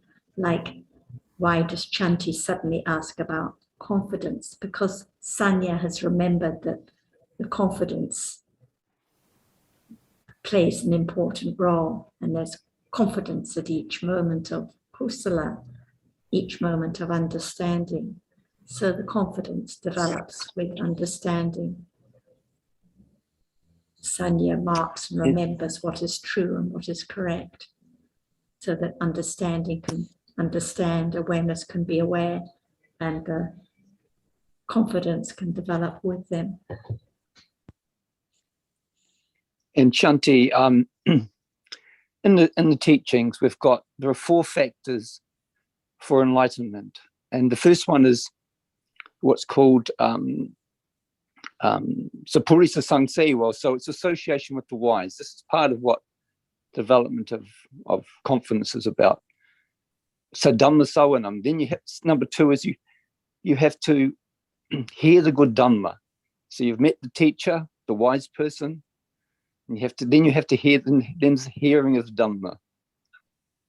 The third one is Yoniso Manasikara. You have to consider carefully what that wise person has said. And ultimately, the last one is called Dhamma Patipada. So you have to follow in accordance with what that wise person has said. And as Tanajan reminds us, we have to do time and time again, because ignorance is so vast. It's so vast. So having the confidence, gaining confidence also, is about considering carefully again and again what that wise person or those wise people share, reflecting, considering continually. And that, as Ajahn talks about the wearing away of the knife handle, it's a time thing, and it's many lifetimes. It'll be many lifetimes. And that acceptance also is part of what understanding is. We can't change that. You can't hurry up panya. It cannot be done. It is what it is. The level of wisdom we have accumulated is a level of wisdom we have accumulated. That's just it. That's just the way it is. So it's about continually bearing in mind those factors, and those realities are occurring now. We forget about that sometimes. That's okay. That's normal. That happens all the time. Tanajan, I have one question, if I may ask, about apunyabi sankhara. Now, obviously there will be, which is a kusala, there will be apunyabi sankhara in the Kamaloka in our world, and also there would be apunyabi sankhara in the Rupers Loka. Is there such a thing as apunyabi sankhara in the Arupa Brahma Loka? As long as there are conditions for anything to arise, there must be that which is conditioned. The Arupa Brahma still have the idea of I, have such level of calmness, see? Yeah. Otherwise, who's there? What's there? When it's reality which experiences, and even there's no one there, that moment of experiences is I experience. Mm-hmm. So what you're saying, Nittanajan, yes, there must be moments for all beings, not only obviously in Kama Loka, Rupa Brahma Loka, and Arupa Brahma Loka. When there are the conditions, there will be, there will be the apunyabi sankhara in whatever plane. So yeah, that's helpful. I was just unsure. I don't know. I was unsure about the Arupa Brahma Loka, but you've made it very clear. Thank you very much, Tamajan. Appreciate that.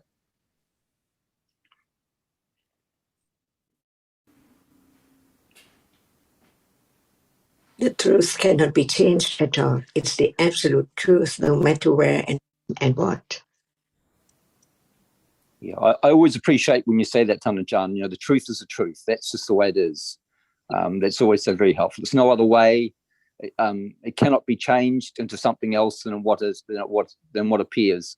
It just is what it is. And when you share those words, I find it very helpful.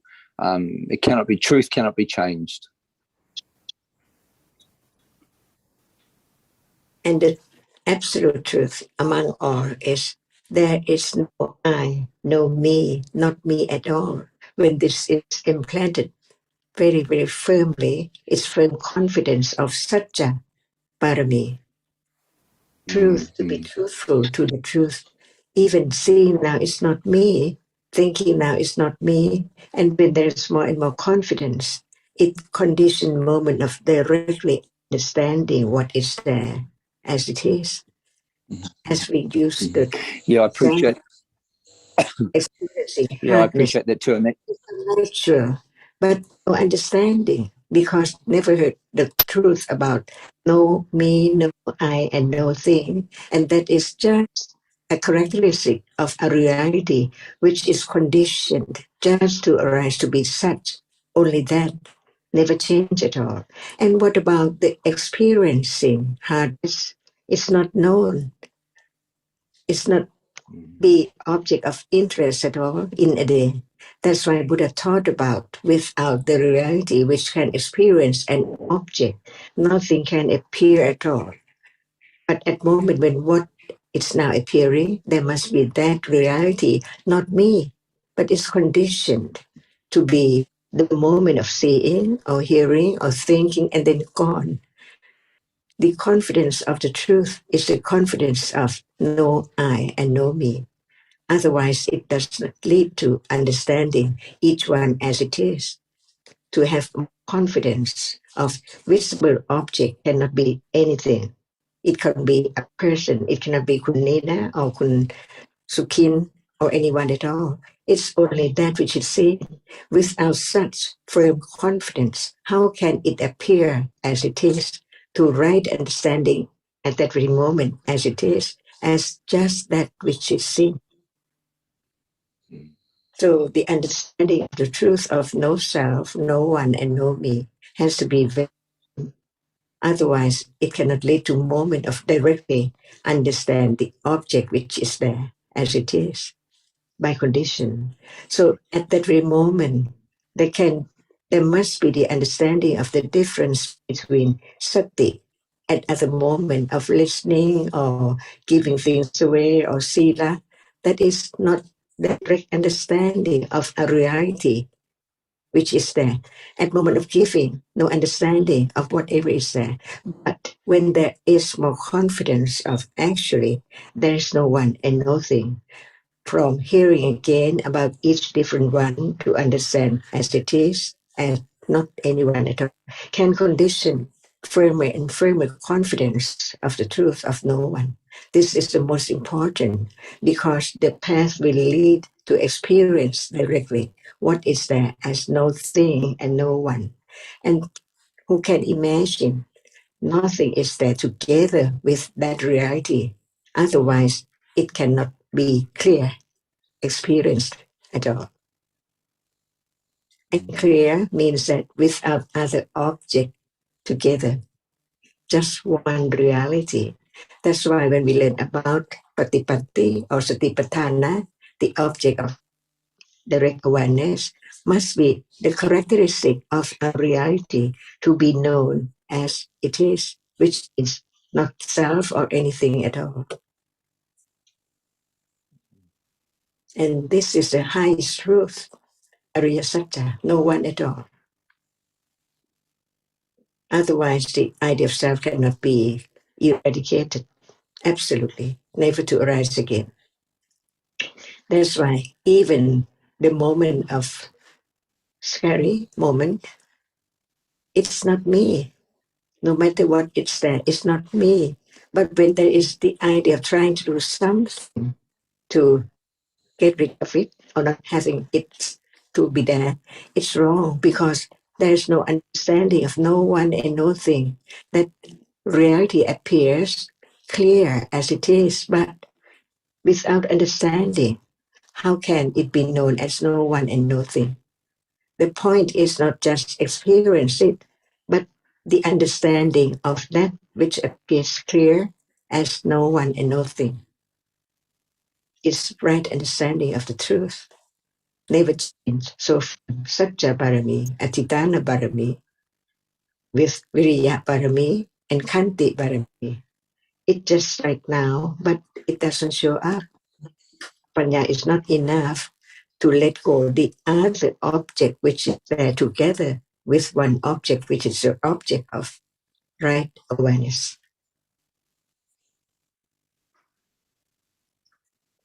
That is without the understanding of a characteristic of a reality clearly. There cannot be the idea of just one reality appearing. This is so true. But when there is ignorance and attachment to other things, how can it let go attachment and ignorance of other things? So they are together all the time. But when there's more understanding of a characteristic as it is, not other characteristic, it becomes to be object of direct awareness, little by little, little by little, to know the difference between the level of intellectual understanding and that which is pratipatti.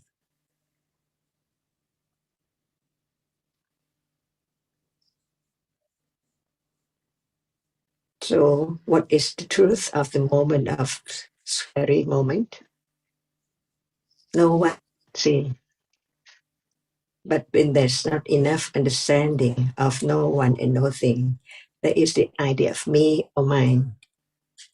That's why right understanding, understand correctly what is that as it is. And that is characteristic, understanding the truth of what is there as it is, not as me or mine.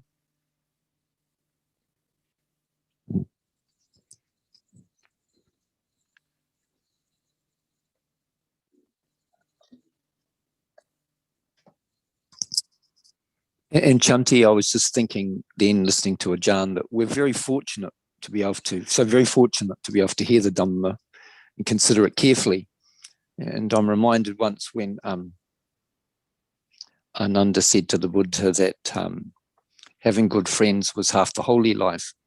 And the Buddha, which is when he talks about holy life, we're talking about the brahmacharya, like going as do the high brahmas go, going as those who have developed deep understanding. Associating with those kind of people is, in the Buddha's words, is the whole of the holy, not half. So listening, meeting the wise person, listening, attending wisely, and following in accordance with what they have said, even though in the beginning it will be difficult, because panya, development of panya is this very slow process, but it is the right process. And the more confidence in that, the more that process, if you like, will facilitate itself. It cannot be otherwise. As Ajahn said, the truth is the truth.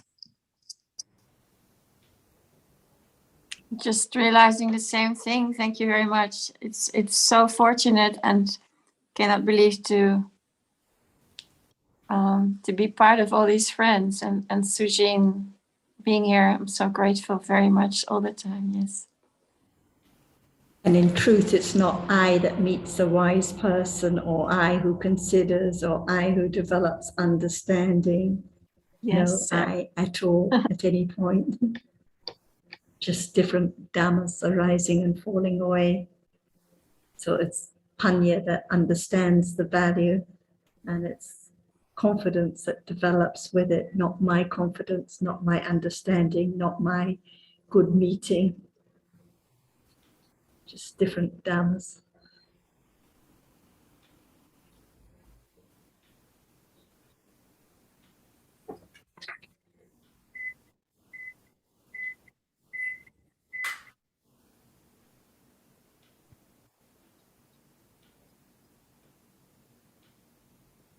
And for those who were not familiar with the Pali terms that were used in when Sundar asked the question about apunyabhi sankara, so punya means merit, so apunya means the opposite of merit, so it's referring to akusala, and abhi sankara is referring to karma, so apunya abhi sankara, so the non-meritorious, the akusala karma in the past that conditioned the results in this lifetime. So even for those in the Rupa Brahma realm, because there is still wrong view that has been accumulated, that are clinging to the idea of self, to my good fortune or my calm or my kusala, without understanding, without having understood the truth of realities, there is bound to be apunya abhisankara, akusala karma that will condition results. That's why life carries on from lifetime to lifetime without the understanding of the truth in different planes of existence. And the akusala karma brings its result. So when we read about all the different kinds of wrong view in the Brahmajala Sutta, many of the wrong views that they refer to relate to those who have attained jhanas, who think they have experienced the highest peace, but not appreciating the wrong view with the idea that it's all taken for my experience or my great tranquility or wisdom. So no matter what the plane of existence, no matter what the lifestyle, there has to be the right understanding right from the beginning of what appears now, no matter what the reality.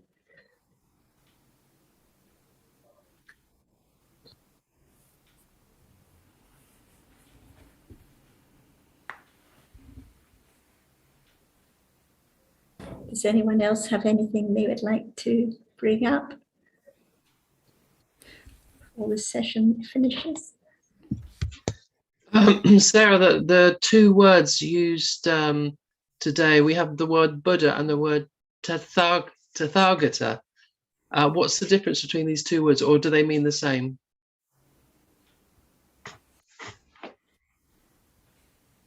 So the Buddha refers to the enlightened one, and the Tathagata refers to the one that has gone or come to realize the truth of this moment.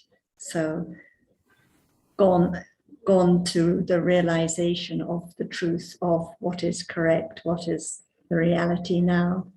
So the enlightened one is the one that has fully understood the truth at this moment. Okay, so they're But kind of... Yes. There are many different words, Alan, when we're talking about the Buddha, whether it's the Buddha or Samma Sambuddha. There are other words like Anantajina, he who has conquered the endless cycle of rebirths. Nato is another one which refers to the honorable one. Arahata, of course. No, it's more, yeah. There are often different words that are used. I'm just thinking as well, yes, another word, Marasi, sometimes when addressing a venerable person. There are different words that are used to when the Buddha is referred to, just different words. Tathagata, of course, can mean, it means agata as well as gata. It means someone the one who has come to the truth, or the one who has gone to the other side of ignorance, which is obviously another facet of truth. In the Visuddhimagga, there are many different aspects of the Tathagata, how it can be interpreted. As you know, the commentators use words in many different ways to give the concept, to give the idea of what wisdom or the getting rid of ignorance means. So it can be used in different ways to convey the concept of panya, essentially, and in the case of the Samma Sambuddha, or somebody who's attained to exceptionally high levels of understanding and wisdom and is able to share that in the best possible way. As Jonathan said once, so he is always able to maximize the opportunities that will be there by conditions to share those deep truths which he has perfected over millions and millions of lifetimes. These are known as epithets, Alan. Sorry? These are known as epithets, these Oh, different yeah. words for Yeah. the Buddha. Just as there are many epithets for Nibbana, there are many epithets also for the Buddha. Okay. Yeah. Thank you. Yeah. Another one is Sugato, well gone. The well gone one. Sugato. Okay. Yeah. But I think that Ajahn was stressing Tathagata because it's only the Buddha is the one that has come to realize the truth now. So without hearing the Buddha's words, impossible to understand anything about the truth of life at this moment. But Yes, because I don't think I've heard her use the word Tathagata before. It's always Buddha, and that's why I brought it up. It's unusual to hear Ajahn talk about Tathagata. Ajahn, would you like to just add a little more about why you were using Tathagata, which Alan said he found unusual for you? I think that when there's more understanding of the subtlety of reality, we can understand better and better about the word Tathagata, because it just now seeing and hearing how deep and subtle it is, so that Bodhisattva has to develop right understanding and parami enough to directly experience it better than anyone in this universe at all. That's why the word Tathagata means the one who has come to realize the truth, including Buddha and the other who has come to realize the truth, but who's the best, who's the great? It's the Buddha himself. That's why the other person, even they realize the truth as Arahata, they don't use the word Tathagata, because their understanding comes from listening the word of truth from the Buddha, the Enlightened One. That's why how deep it is. We don't just understand the meaning of it, but how deep reality right now, how subtle it is. It takes quite a long time in samsara to realize the truth of what is there as no one at all. And even the word no one, what does it mean? Only one object is there, to be object of clear understanding and right understanding at level that it can let go the idea of self and ignorance, see. So when we think about the daily life, some moment can be the moment of just hearing just one reality, but no understanding at all. The idea of I hear is always there. That's why it's so very subtle to understand the truth of this very moment as it is, because there cannot be just one reality. Which experience the object, like we say, nimitta, see, of many citta. But what is there is that which perform the function of seeing. Is it not very subtle to understand the truth? Only one reality at a time, while there are so many arising together. But why does only one can appear as the object?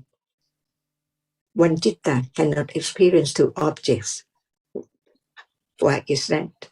Because of the condition, ekakata cetasika, just one pointedness at the one object which is experienced only.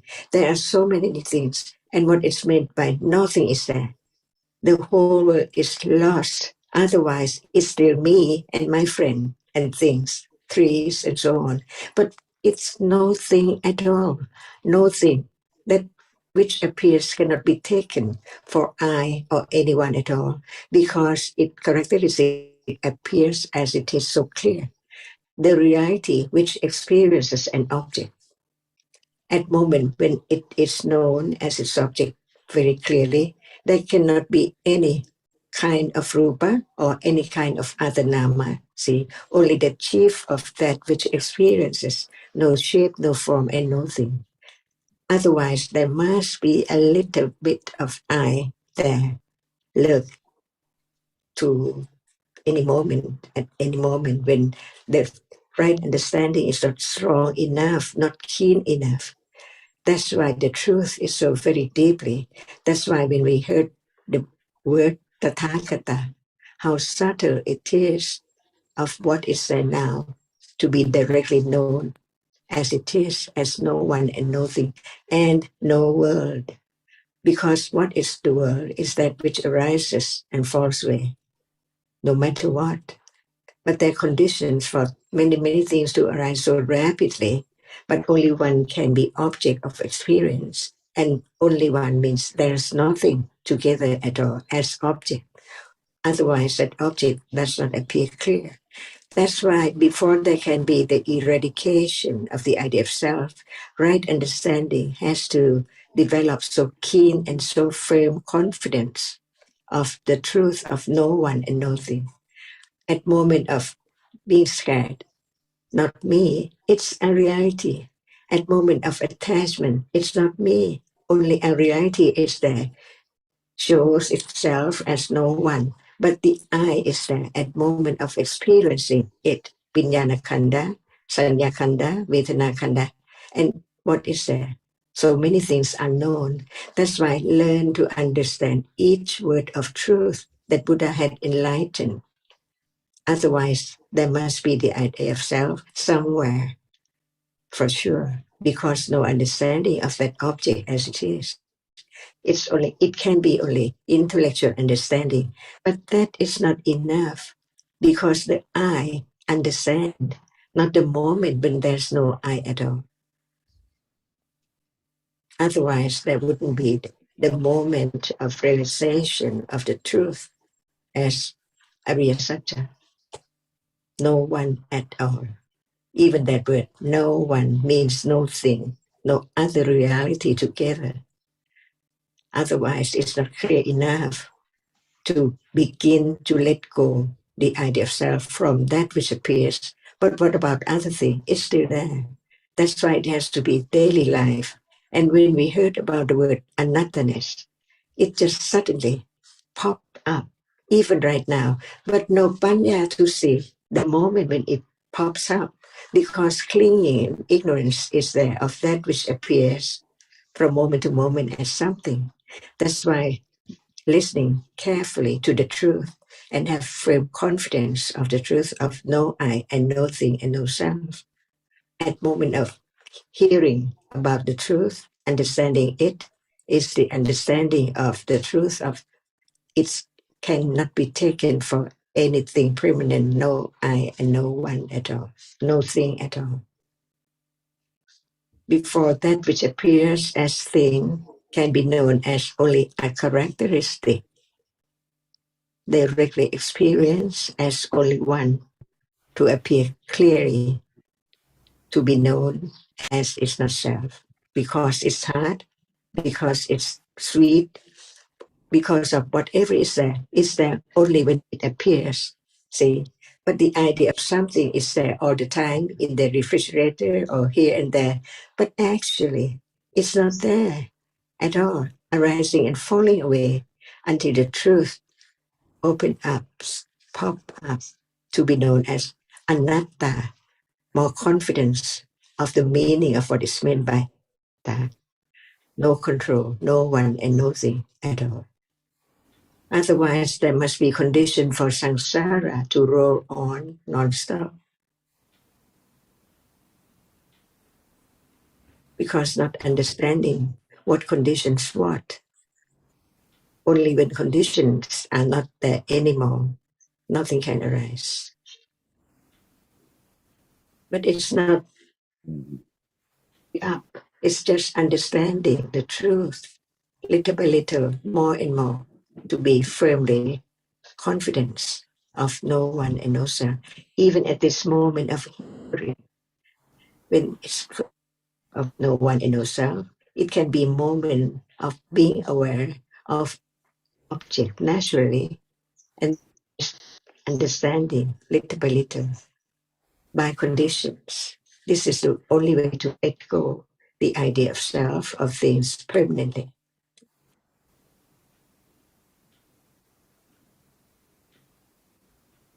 Thank you, Ajahn. Sawadee ka. Thank you. Thank you. Thank you very much. Sawadee Bye-bye. ka. Thank Oh, come on.